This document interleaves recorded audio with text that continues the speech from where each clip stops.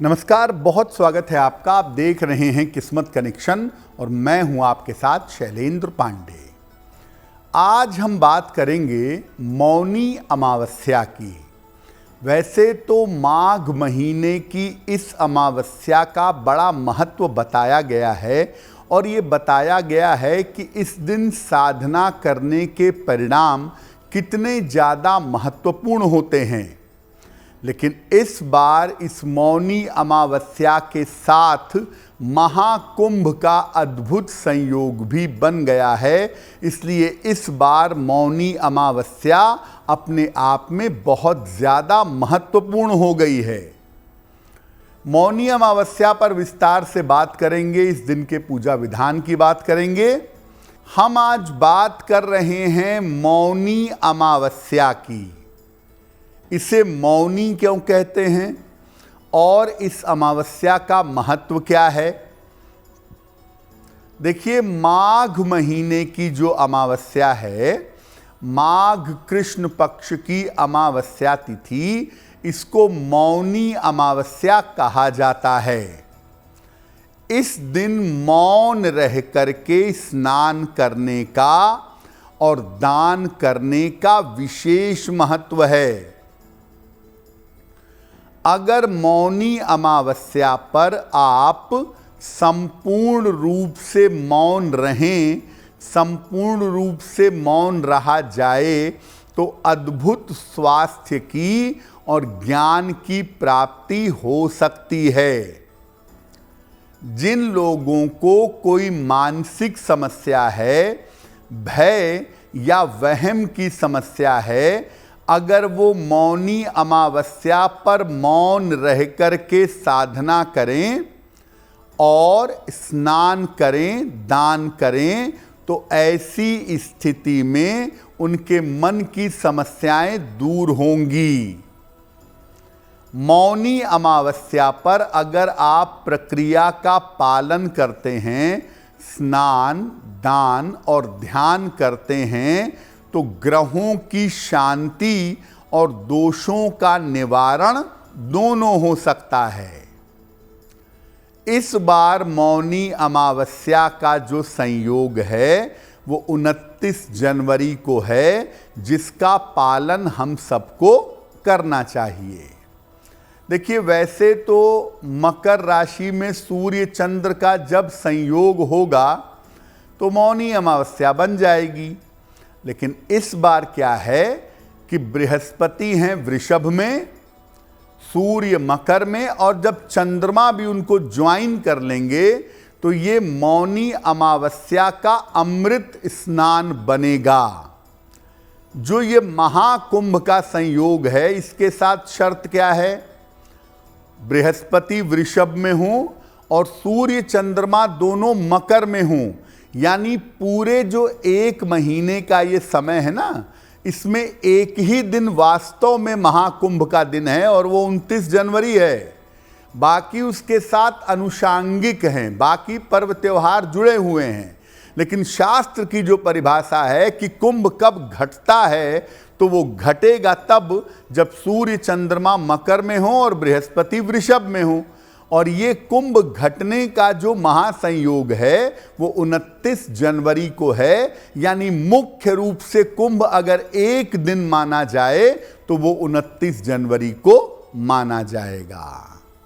जैसा कि आपको पहले बताया कि मौनी अमावस्या पर स्नान, ध्यान और दान का विशेष महत्व है, तो मौनी अमावस्या पर किस तरह उपासना करेंगे, किस तरह पूजा करेंगे, वो भी जान लेते हैं। सुबह के समय या संध्या काल में लगभग 6, सवा 6 बजे तक अमावस्या है, तो उसके पहले यानी सुबह के समय या शाम के समय स्नान करिए और स्नान करने के पहले संकल्प लीजिए कि मैं अपने पापों के नाश के लिए, अपनी मुक्ति के लिए स्नान करूंगा। पहले जल को सर पर लगाकर प्रणाम करें, फिर स्नान करना आरंभ करें। स्नान करने के बाद सूर्य को काले तिल मिला करके अर्घ दीजिए। इसके बाद साफ वस्त्र धारण करिए और फिर मंत्रों का जप करिए। अपना गुरु मंत्र पढ़िए, अपना इष्ट मंत्र पढ़िए या विष्णु सहस्त्र नाम का पाठ करिए। मंत्र जप करने के बाद आप निर्धनों को अलग अलग वस्तुओं का, अन्न का, वस्त्र का, धन का दान करिए। चाहें अगर आप मौनी अमावस्या का ज़्यादा लाभ लेना तो मौनी अमावस्या पर कम बोलिए या मौन रहिए और जल और फल ग्रहण करके उपवास रखिए। अगर आप ऐसा नियमित रूप से मौनी अमावस्या पर कर पाते हैं, हर साल मौनी अमावस्या पर करें तो बहुत अच्छा है, लेकिन इस बार मौनी अमावस्या पर दुर्लभ संयोग है, इसलिए अगर आप स्नान करके दान कर पाते हैं तो आपके लिए बहुत मंगलकारी होगा। अब जानते हैं कि मौनी अमावस्या पर अलग अलग उद्देश्यों के लिए, अलग अलग लाभ प्राप्त करने के लिए क्या दान करें। अगर आप मुक्ति मोक्ष चाहते हैं तो गौ दान करें या गौ दान का संकल्प लें। आर्थिक समृद्धि अगर चाहते हैं तो भूमि का दान करें या भूमि दान का संकल्प करें। अगर ग्रहों की, नक्षत्रों की बाधा से मुक्ति चाहते हैं तो काले तिलों का दान करें। रोग से मुक्ति चाहते हैं या कर्ज से मुक्ति चाहते हैं तो सोने का यानी स्वर्ण का दान करें। पारिवारिक जीवन में अगर खुशहाली चाहते हैं तो पात्र सहित, बर्तन सहित घी का दान करें। किसी भी प्रकार की बाधा से अगर मुक्ति चाहते हैं तो नमक का दान करें। वंश वृद्धि और संतान की उन्नति चाहते हैं तो चांदी का दान करना आपके लिए बहुत शुभ होगा।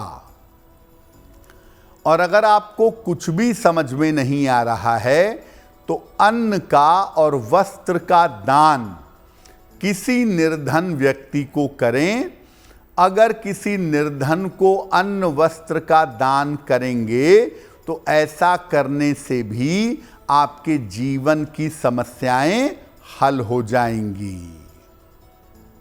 देखिए, इस बार की मौनी अमावस्या पर अगर आप पवित्र नदी में नहीं नहा पा रहे, सरोवर में नहीं नहा पा रहे, तो आप निश्चिंत रहिए। आप अपने घर पर भी जल में गंगा जल मिला करके, प्रभु की प्रार्थना करके और दान करके इसका शुभ फल पा सकते हैं। तो मौनी अमावस्या पर किसी भी पवित्र नदी में डुबकी लगा लें, सरोवर में लगा लें, या कम से कम आप अपने घर पे गंगा जल मिले हुए जल से स्नान कर लें। मौनी अमावस्या की प्रक्रियाओं का पालन करें, यानी विशेष रूप से दान जरूर करें। ऐसा करने से आपको लाभ होगा। अगर आप मुझसे जुड़ करके अपनी समस्याओं का समाधान चाहते हैं और चाहते हैं कि आपकी समस्याओं को ज्योतिष के माध्यम से सुलझाया जाए, तो आप हमसे संपर्क कर सकते हैं, जुड़ सकते हैं एस्ट्रो तक पर।